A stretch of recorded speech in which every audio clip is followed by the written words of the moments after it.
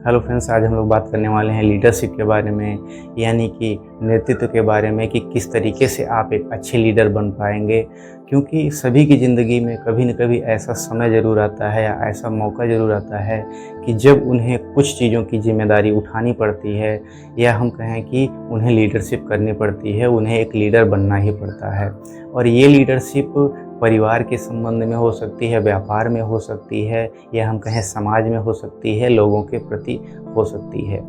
तो आप तभी किसी समाज में, परिवार में एक अच्छा मुखिया, हम कहें समाज में एक अच्छा समाज सुधारक, या हम कहें व्यापार में एक अच्छा लीडर तभी बन सकते हैं जब आप में लीडरशिप का गुण हो, यानी आपको नेतृत्व करना आता हो। इसमें बहुत से लोग ऐसे होते हैं जो समय आने पर या मौका मिलने पर लीडरशिप तो करने लगते हैं, या हम कहें कि वे नेतृत्व करना शुरू कर देते हैं, लीडर तो बन जाते हैं, मगर उनमें कुछ मूलभूत बातों की कमी होती है, या हम कहें कि मूलभूत बातें वे जानते नहीं हैं, जिसकी वजह से वे सफल नहीं हो पाते हैं, या हम कहें कि वे लीड करने में अच्छे नहीं होते हैं और अपनी जिम्मेदारियों से या अपने नेतृत्व से परेशान हो जाते हैं, वे उसको मैनेज नहीं कर पाते हैं। तो इस तरीके से कुछ बातें होती हैं जो कि आपको जाननी चाहिए ताकि एक अच्छे लीडर आप बन पाएँ। क्योंकि आप में से बहुत से ऐसे लोग होंगे जो इस समय भी किसी परिवार का, किसी व्यापार का या समाज का नेतृत्व कर रहे होंगे, यानी लीड कर रहे होंगे, या कुछ लोग ऐसे भी होंगे जो आने वाले समय में परिवार का, समाज का, या हम कहें किसी व्यापार में वे लीड करेंगे, यानी नेतृत्व करेंगे कुछ लोगों का एक अच्छा कार्य करने के लिए, एक अच्छा प्रॉफिट करने के लिए। तो इसमें से कुछ बातें आपके मुख्य हैं जिनको कि जानना आपको ज़रूरी होता है। ये बेसिक फंडामेंटल्स हैं जिसके बेसिस पे ही आप लीड कर सकते हैं अच्छे तरीके से। जिसमें सबसे पहली बात होती है सेल्फ कॉन्फिडेंस, यानी आपके अंदर आत्मविश्वास होना चाहिए, तभी लोग आपको देख करके आपके बताए गए रास्ते पर चलते हैं, यानी आपकी लीडरशिप स्वीकार करते हैं। जब आपके अंदर सेल्फ कॉन्फिडेंस होता है, यानी आप विश्वास से भरे रहते हैं, किसी भी चीज़ को लेकर के एक्सप्लेन कर रहे हैं, कुछ बता रहे हैं, आप सेल्फ कॉन्फिडेंस हैं कुछ चीज़ों को करने में, तो जो आपके टीम मेंबर्स होते हैं उनके अंदर भी सेल्फ कॉन्फिडेंस आता है और वे आपको पसंद करने लगते हैं और आपके साथ में कार्य करते हैं। दूसरी बात करेंगे सेल्फ कंट्रोल की, यानी कि आत्मनियंत्रण की। आपके अंदर सेल्फ कंट्रोल भी होना चाहिए, यानी आत्मनियंत्रण भी आपको आना चाहिए।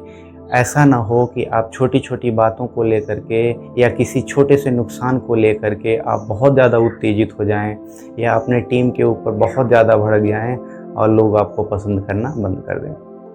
तो आपको अपने ऊपर नियंत्रण रखना चाहिए, तभी आप टीम को लीड कर पाएंगे। तीसरी बात करेंगे हम लोग, निष्पक्ष न्याय आपको करना आना चाहिए। किसी टीम में हो या दो लोगों के बीच हो, आपको निष्पक्ष न्याय करना चाहिए किसी भी बात को लेकर के, या हम कहें किसी का पक्ष आपको नहीं लेना चाहिए। जो भी सामने आता है उसको बारीकी से आप जांचें, उसको देखें, इसके बाद उसका फैसला निष्पक्ष होकर के करें। आप किसी का भी पक्ष ना लें, वो आप खुद का भी पक्ष ना लें, ऐसा आपको निर्णय करना आना चाहिए, तभी एक अच्छे लीडर आप बन पाएंगे। चौथी बात करेंगे, आपको निर्णय पर बने रहना चाहिए, यानी जो भी आप डिसीजन ले लेते हैं कार्य करने के लिए या टीम से करवाने के लिए, उस पर आपको बने रहना चाहिए कि जो भी आपने डिसीजन लिया है उसी के अकॉर्डिंग हम चलेंगे, वो सही डिसीजन है, वो कोई भी रॉन्ग डिसीजन नहीं है।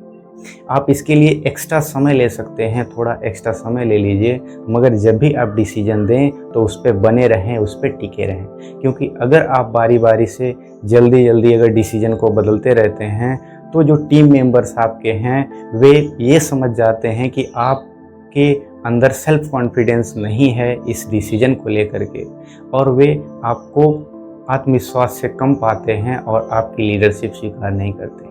क्योंकि जिसके अंदर में सेल्फ कॉन्फिडेंस नहीं है, जो डिसीजन को बार बार चेंज कर रहा है, उसे लीडर स्वीकार नहीं करते हैं, क्योंकि इसमें उनका भी लॉस होता है। तो आप जो भी निर्णय लें उस पर बने रहें और एक लंबे समय तक उस पर कार्य करें।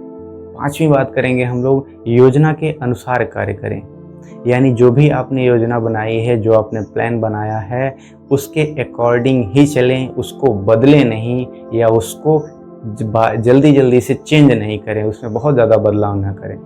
क्योंकि जब योजनाएं आप स्थिर रखते हैं, यानी उसको बदलते नहीं हैं, उसके अनुसार चलते हैं, तो सभी टीम मेंबर्स को आपकी योजनाएं पता होती हैं, तो उनमें जो रोल होता है उनका टीम मेंबर्स का अपना अपना वे रोल जल्दी जल्दी से उसमें अप्लाई करते हैं या देते हैं और आपका कार्य पूरा हो जाता है, या हम कहें कि प्लान सक्सेसफुल हो जाता है, जल्दी से योजना पूरी हो जाती है। और अगर आप योजनाएं बदल देते हैं बारी बारी से, तो आपके टीम मेंबर्स की मेहनत भी बेकार जाती है और साथ में समय भी उनका बेकार जाता है, और जिसने भी उसमें इन्वेस्ट किया है या जो भी जिसने भी पैसा लगाया है, जिसने समय लगाया है, वो सब बर्बाद जाता है। तो आप योजनाओं के अनुसार चलें, योजनाओं को बार बारी से न बदलें। इससे कि सफल होने की जो आपकी है, या हम कहें किसी योजना के पूरा होने की संभावना बढ़ी रहती है। छठी बात करेंगे कि आपको लीडर अगर आप हैं तो आपका व्यक्तित्व तो अच्छा भी होना चाहिए और रुचिकर होना चाहिए, यानी रुचिपूर्ण होना, इंटरेस्टेड आपका कैरेक्टर हो।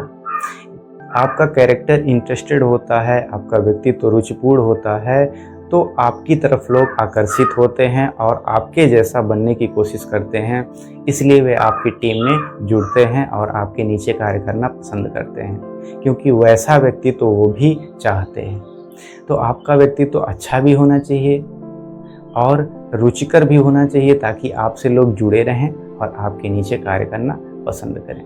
सातवीं बात करें कि टीम के प्रत्येक सदस्य के प्रति आपको सहानुभूति रखनी चाहिए, या हम कहें टीम के प्रति सहानुभूति आपको रखनी पड़ेगी, या हम कहें परिवार के प्रति सहानुभूति रखनी पड़ेगी, लोगों के प्रति सहानुभूति रखनी पड़ेगी कि उनके साथ बाई चांस अगर कुछ हो जाता है, या फिर उनके हेल्थ में, उनके आप कहें कि इकोनॉमिक वेल्थ में ज़रा भी उतार चढ़ाव होता है, तो उसके साथ में आप सहानुभूति रखें, यानी उनको ये विश्वास दिलाएं कि आप अगर हमारी टीम में हैं तो हम आपके लिए तत्पर हैं, किसी भी तरह के कार्य के लिए या फिर आपके लिए।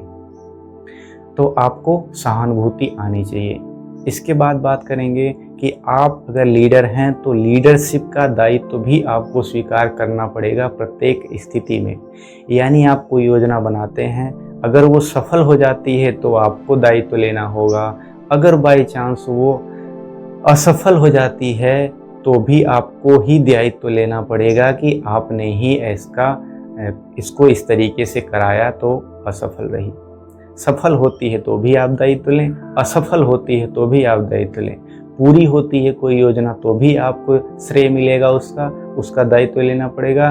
अधूरी रह जाती है तो भी आप ही को उसका दायित्व लेना पड़ेगा। ऐसा ना हो कि आप टीम मेंबर्स को उसका जिम्मेदार मान करके अपने आप को किनारे कर लें। ऐसा आप नहीं कर सकते, तो आप लंबे समय तक लीड नहीं कर पाएंगे। तो इसके लिए आपको दायित्व स्वीकार करना पड़ेगा। अच्छा होता है तो, बुरा होता है तो, सफल होता है तो, असफल होता है तो, लाभ होता है तो, हानि होती है तो भी। इसकी बात करेंगे, नवी बात करेंगे कि आपके अंदर त्याग का गुण होना चाहिए, यानी कि आपको कुछ चीज़ों को छोड़ना होता है अगर आप लीडर हैं तो।